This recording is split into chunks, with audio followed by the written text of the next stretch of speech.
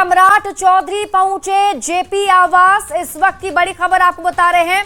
CM सम्राट Chaudhary JP आवास पहुंचे। जेपी की प्रतिमा पर उन्होंने माल्यार्पण किया। उनके दिलीप जायसवाल ने भी जेपी की प्रतिमा पर माल्यार्पण किया है और जेपी से जुड़े तथ्यों को देखा और पुराने दिनों को याद किया है। तो इस वक्त की बड़ी खबर आपको बता रहे हैं और ये तस्वीर भी हम आपको दिखा रहे हैं। राजधानी पटना की तस्वीर देखिए, जहां सीएम सम्राट चौधरी आज जेपी आवास पहुंचे। जयप्रकाश नारायण के प्रतिमा पर उन्होंने माल्यार्पण किया और जेपी से जुड़े तथ्यों को देखा और पुराने दिनों को याद किया है। तस्वीरें हम आपको दिखा रहे हैं राजधानी पटना की, जब सीएम सम्राट चौधरी जेपी आवास पहुंचे। यहां पर आप देखिए, जैसे ही वो पहुंचे तो बीजेपी कार्यकर्ताओं ने सबसे पहले उनका स्वागत किया। और ये जो तस्वीर हम आपको दिखा रहे हैं, जेपी आवास के अंदर जब सीएम सम्राट चौधरी गए तो उन्होंने माल्यार्पण किया और उसके बाद अपनी तरफ से प्रतिक्रिया जो है इस रजिस्टर में उन्होंने लिखी है और वो हम आपको दिखा भी रहे हैं। आज जेपी आवास में जाकर उन्होंने पुराने दिनों को याद किया है। जेपी से जुड़े तथ्यों को भी देखा गया है। उनके साथ दिलीप जायसवाल भी मौजूद थे। बिहार के मुख्यमंत्री सम्राट चौधरी अभी जेपी आवास पहुंचे थे और जेपी आवास पहुंच करके उन्होंने जेपी के मूर्ति पर जो है उन्होंने माल्यार्पण किया और माल्यार्पण करने के साथ साथ उनके जुड़े हुई जो यादें हैं उन इन तस्वीरों के जरिए उन्होंने देखा है और तमाम जो उनकी से जुड़ी हुई जो यादें हैं उन तस्वीरों को बड़ी तसल्ली के साथ देखा। और उनके जो घर है उनमें उनका जो बेड लगा हुआ है और उन बेड को उनसे जुड़ी हुई तमाम जो चीजें हैं उन्होंने उनको बखूबी देखा और उनको याद किया कि किस तरह से जेपी जो है यहाँ रहते थे, किस तरह से उन्होंने आंदोलन किया।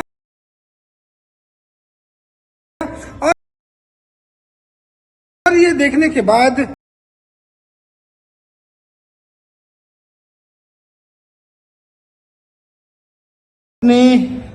जो देखने के बाद जो है उन्होंने लिखा है और हम आपको दिखाते हैं। वो एक्सक्लूसिव तस्वीर है कि सम्राट चौधरी ने, जो मुख्यमंत्री हैं, उन्होंने क्या लिखा है। ये जरा देखिए, उन्होंने सम्राट चौधरी सीएम बिहार, उनका फोन नंबर, और उन्होंने लिखा है कि it's my pleasure to know about Jayaprakash Narayan through museum. उन्होंने उन्हें सिग्नेचर किया है, आज की तारीख जो है वो उन्होंने दी है और ये अंग्रेजी में उन्होंने लिखा है और बताया है कि वो कितना गर्व महसूस कर रहे हैं यहाँ पर आकर और इस म्यूजियम को देख करके उनकी यादों से जो जुड़कर वो गर्वान्वित हो रहे हैं। पटना से रवि एस नारायण की रिपोर्ट। बिहार विधान परिषद सीट पर उपचुनाव की घोषणा की खबर है। विधान परिषद की दूसरी सीट पर चुनाव, विधानसभा कोटे से चुनाव होगा। मंगल पांडे के निर्वाचन के बाद ये सीट खाली थी और आपको बता दें कि 12 मई को वोट डाले जाएंगे। 4 साल के लिए ये कार्यकाल होगा। नामांकन की आखिरी तारीख 30 अप्रैल रखी गई है। अधिसूचना 23 अप्रैल को जारी होगी। 2 मई को नामांकन पत्र की स्क्रूटनी होगी और 4 मई को नामांकन की आखिरी तारीख। 12 मई को सुबह 9 बजे से शाम 4 बजे तक मतदान होगा और उसी शाम 5 बजे मतगणना होगी, यानी कि रिजल्ट भी आ जाएगा।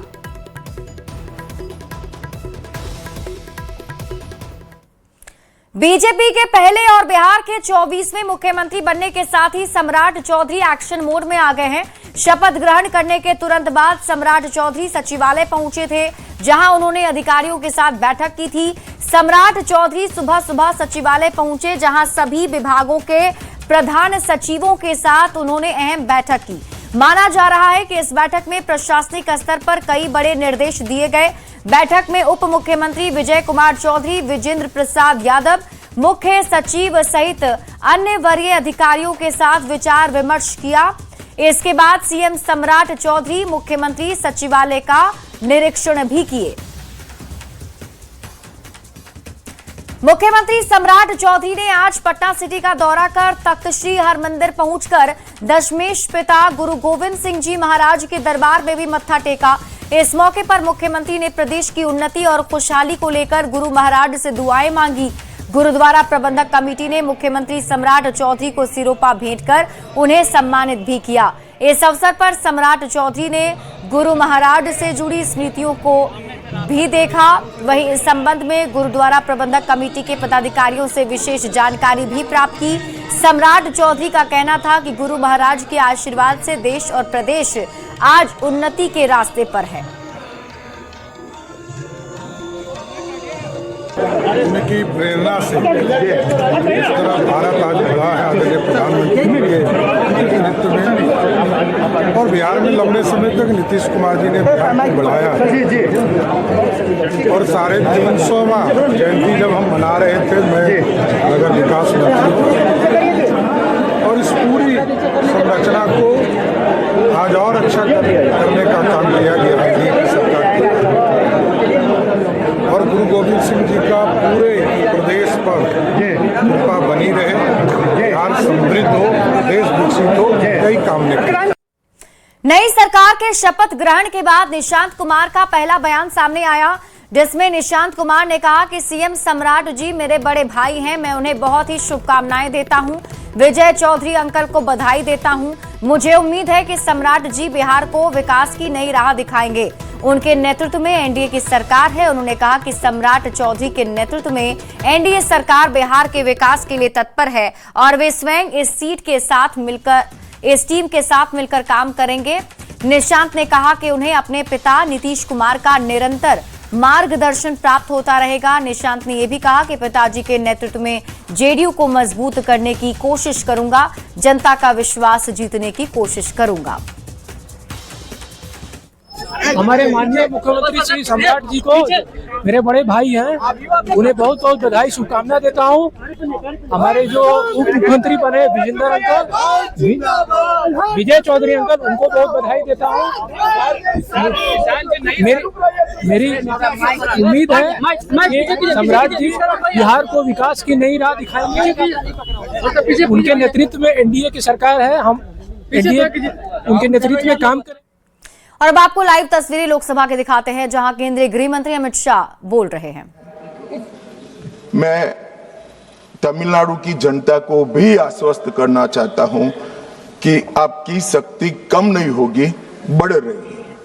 मान्यवर, अभी 39 सांसद तमिलनाडु राज्य से चुनकर यहां आते हैं और 543 के सदन में उसके प्रतिशत है 7.18%, और अब 50% वृद्धि के बाद सांसद लगभग हो जाएंगे 59, और इनकी नए सदन में 816 के सदन में प्रतिशत में संख्या हो जाएगी 7.23। मैं फिर से एक बार रिपीट करना चाहता हूं, अभी तमिलनाडु की सदन में प्रतिशत स्ट्रेंथ 7.18% है, वो बढ़कर हो जाएगी 7.23। तो तमिलनाडु को भी कोई नुकसान नहीं। केरला में 20 सांसद हैं, 3.68% इनका स्ट्रेंथ है, 20 की जगह 30 सांसद होंगे और 3.68 की जगह होगा 3.67। अब कुल मिलाकर दक्षिण का जो पूरा नैरेटिव बनाया जाता है, उसको अगर हम सोचते हैं तो अभी 543 सीटों में जो आपके द्वारा बनाया गया है, उसमें 129 सांसद इस सदन में बैठते हैं। मान्यवर, लगभग 23.76% दक्षिण के सांसदों का यहां शक्ति है। अब 50% वृद्धि होने के बाद 129 की जगह 195 सांसद बैठेंगे और उनकी शक्ति 23.97%, मतलब 24% होगी। तो शक्ति बढ़ नहीं रही है, कम नहीं हो रही है, बढ़ रही है। तो कृपया कोई भी एक मिनट मेरा समाप्त तो होने दीजिए, समाप्त तो होने दीजिए। अरे पर समाप्त तो होने दीजिए। अरे पर बीच में कैसे करेंगे आप? मैं अभी बैठ जाइए, उसका भी जवाब देता हूं। आपको जवाब चाहिए ना, देता हूं। मान्यवर, कृपया ये बिल के जो इंटरप्रिटेशन है, इसको अधिकृत रूप से बिल को पायलट करने वाले मंत्री के रूप में मैं इस सदन के सामने रख रहा हूं। मैं मेरी जिम्मेदारी समझ रहा हूं। जो भ्रांति फैला रहे हैं वो शायद न समझते हैं, तो उसके लिए मेरा कोई टिप्पणी नहीं है। मान्यवर वेणुगोपाल जी कह रहे हैं कि किसने कहा? मैं अमित शाह भारत का गृह मंत्री कह रहा हूं, जो इस बिल को पायलट किया। दूसरी बात,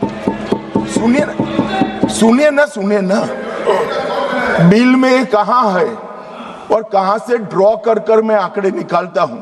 मैं कल उनको जब डिटेल जवाब दूंगा तब बता दूंगा, मगर वो सुनने के लिए बैठे वॉकआउट न कर जाए। बाकी मैं डिटेल केजी के बच्चे को समझ में आए इतनी सरलता से इनको मैं समझा दूंगा। उनको धैर्य से सुनना चाहिए। मान्यवर, इन्होंने कहा कि जाति जनगणना नहीं कराना चाहती है सरकार। इसको भी मुझे स्पष्ट कर देना चाहिए। सरकार की कैबिनेट ने नरेंद्र मोदी जी के नेतृत्व में जाति जनगणना करने का निर्णय कर लिया है। अगली जनगणना जाति जनगणना होने वाली है। एक भ्रांति फैलाई जा रही है कि अभी जो प्रश्न पूछे जा रहे हैं उसमें जाति का जिक्र नहीं है। मान्यवर, जनगणना जिनका डिटेल अभ्यास है उनको मालूम होगा, जनगणना 2 हिस्सों में होती है। पहले सभी मकानों को इंगित किया जाता है और उसके बाद में जो बिल्डिंग्स होते हैं इसके अंदर रहने वाले बंदों को इंगित किया जाता है। तो बिल्डिंग की अभी तक कोई जाति की व्यवस्था हुई नहीं है, होगी तब इसको भी गिन लेंगे। अभी तक बिल्डिंग की कोई जाति व्यवस्था नहीं है। मान्यवर, जब व्यक्तियों की जाति गिनी जाएगी तब जाति जनगणना का सवाल आएगा। ये भी मैं आज पूरी तरह से स्पष्ट कर देना चाहता हूं। मान्यवर, उन्होंने कहा कि 850 का आंकड़ा कहां से आया, ये मैं समझाता हूं। 850 का जो आंकड़ा है मान्यवर, वो इस तरह से बना है कि काल्पनिक रूप से सोच ले कि 100 सीटें हैं। अगर 33% माताओं को, मातृशक्ति को आरक्षण देना है तो उसमें 50% बढ़ाते हैं तो सीटें होती है 150, और 150 जब होती है इसका 33% करते हैं तो 100 सीटें ऑटोमेटिकली हो जाती हैं। जो 543 सदस्य बैठे हैं इसमें 50% वृद्धि होगी। इसका 33% जब माताओं के लिए रिजर्व हो जाएगा तब 543 की 43 ओपन सीटें होगी जहां पर भी महिलाएं लड़ सकती। तो ये 50% इस तरह से आया है। और 850 है वो राउंड ऑफ फिगर है, 816 एग्जैक्ट संख्या होगी। ये फिर से पूछेंगे कि ऐसा क्यों किया है, तो अभी भी राउंड ऑफ फिगर जो है ये 543 नहीं है, 543 से ज्यादा ही है। अब उन्होंने कहा कि वृद्धि कैसे करोगे? आप 550 इतना तो समझ जाएंगे भाई। मैं केजी कहा तो तुम 7 अर्थ में केजी की तरह करने लगे। मान्यवर, इन्होंने कहा कि ये बिल में लिखा नहीं है। सांसद ज्योतिमणि और दक्षिण के कई सारे सांसदों ने कहा, मेरा कल समय ले मैं पढ़वा दूंगा। वैसे समय लेने की जरूरत भी नहीं है, कल मैं सदन के सामने ये डिटेल पूरा देश समझ पाए इस तरह से समझा दूंगा। मान्यवर, डीलिमिटेशन कमीशन का जिक्र आया कि डीलिमिटेशन कमीशन में आप आपके लोग बिठा दोगे, ये करोगे वो करोगे। तो मैं माननीय सदस्य प्रियंका जी को कहना चाहता हूं, हमने डीलिमिटेशन कमीशन एक्ट के अंदर कोई बदलाव नहीं किया है। फुल स्टॉप कोमा में आपका डीलिमिटेशन कमीशन एक्ट को हमने रिपीट किया है। अगर आपने उस वक्त मैनिपुलेशन किया है तो मैं इतना कह सकता हूं, आप कह रही हो कि इससे मैनिपुलेशन होगा, तो आपने अगर उस वक्त ये एक्ट का उपयोग कर मैनिपुलेशन किया होगा तो मैं इतना कर सकता हूं कि हम नहीं करेंगे और मैं कुछ नहीं कह सकता। मान्यवर, एक वाक्य है कि तमिलनाडु बंगाल में चुनाव हो रहे हैं और ये नया एक्ट आ गया। मान्यवर,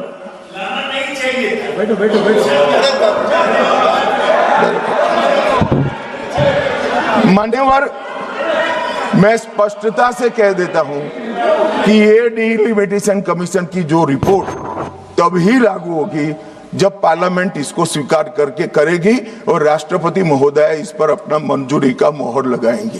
तो ये 2029 के पहले होने का सवाल नहीं है। 29 तक भी जो चुनाव होंगे वो सारे पुरानी सीटों पर ही होंगे, पुरानी व्यवस्था में होंगे। तो अखिलेश जी को भी डरने की जरूरत नहीं है।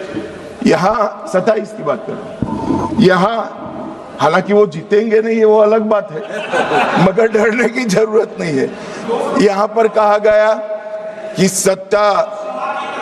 सत्ता बनाए रखने की लालसा में ला गया है। मान्यवर, ऐसा जो लोग कहते हैं कि कुछ नेता 130 करोड़ की आबादी के जनमत को मैनिपुलेट कर सकते हैं, वो हमारी शक्तियों के आकलन बहुत ज्यादा कर रहे हैं।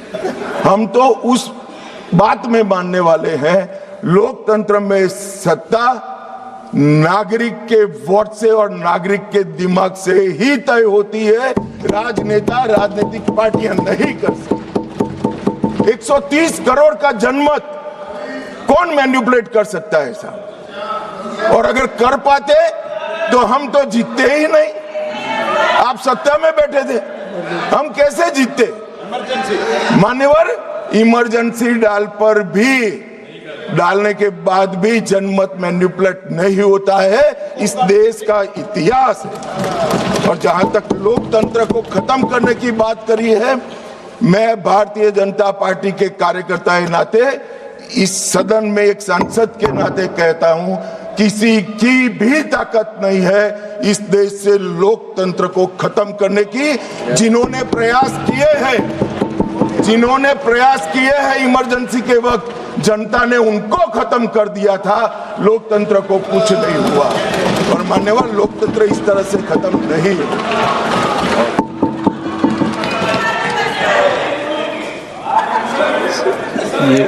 मलविंदर सिंह अपना आपका भाषण बाकी है, जो उसमें बोल देना। मलविंदर सिंह। तो भी आप केंद्रीय गृह मंत्री अमित शाह को सुन रहे थे, जिन्होंने अभी नारी शक्ति वंदन अधिनियम को लेकर के अपनी बातें रखी हैं, परिसीमन को लेकर बातें रखी हैं। और उन्होंने बड़ी बातें क्या रही वो आपको बताते हैं। परिसीमन पर भ्रम फैला रहा है विपक्ष। उन्होंने ये भी कहा कि किसी भी राज्य की सीट कम नहीं होगी। ये जो भ्रम फैलाई जा रही है, दक्षिण से 129 की जगह अब 195 सांसद जो हैं वो चुनकर आएंगे। दक्षिण के राज्यों की भी शक्ति बढ़ेगी, घटेंगी नहीं। परिसीमन से दक्षिण के राज्यों को भी फायदा होगा। तो आपको बता दें कि दरअसल इस परिसीमन को लेकर के सवाल विपक्ष यही उठा रहा था कि जो दक्षिण के राज्य हैं उनकी संख्या घट जाएगी और उत्तर के राज्यों की संख्या बढ़ जाएगी। ऐसे में इसका जवाब गृह मंत्री ने दिया है। और खबरें अब आपको कारोबार की दिखाते हैं। 16 अप्रैल को भारतीय शेयर बाजार में उतार चढ़ाव का सिलसिला जारी रहा। सेंसेक्स और निफ्टी मजबूती के साथ खुले, लेकिन बाद में भारतीय शेयर बाजार गिरावट के साथ बंद हुआ। सेंसेक्स 122 अंक गिरकर 77,988 के स्तर पर बंद हुआ है। वहीं निफ्टी 24,196 के स्तर पर बंद हुआ।